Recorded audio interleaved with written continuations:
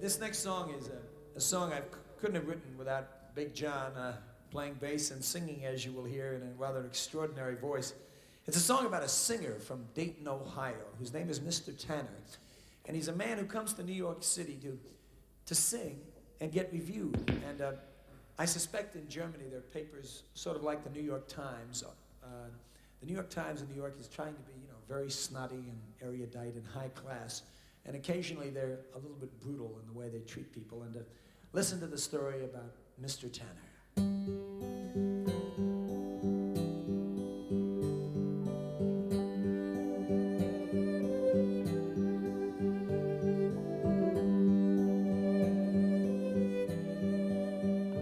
Mr. Tanner was a cleaner from a town in the Midwest.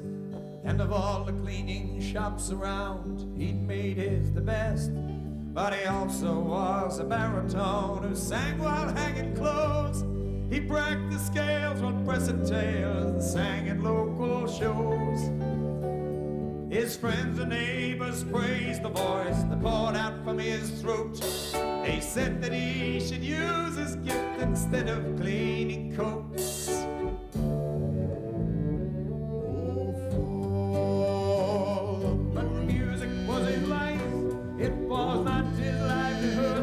And it made him feel so happy, and it made him feel so good. And he sang from his heart, and he sang from his soul.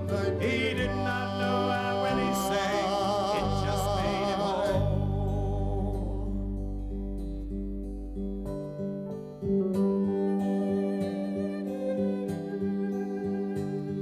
His friends kept working on him to try music out full time. A big debut and rave reviews, a great career to climb.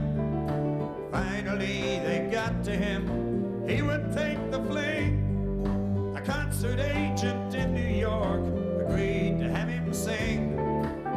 And there were plane tickets, phone calls, money spent to rent the hall. It took most of his savings, but he'd gladly use them all.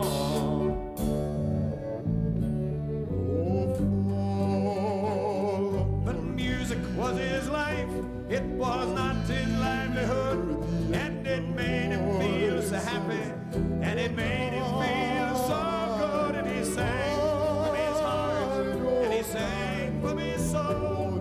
He did not know how when he sang, it just made him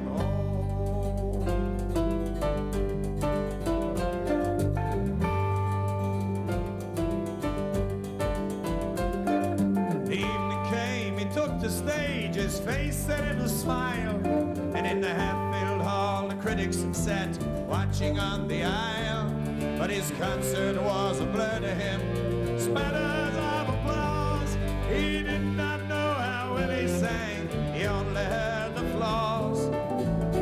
But the critics were concise, it only took 4 lines, and no one could accuse them of being overkind.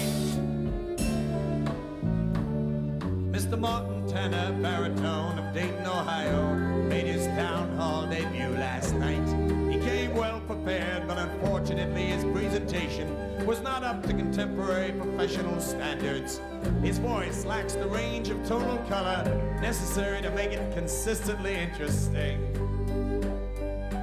Full-time consideration of another endeavor might be in order.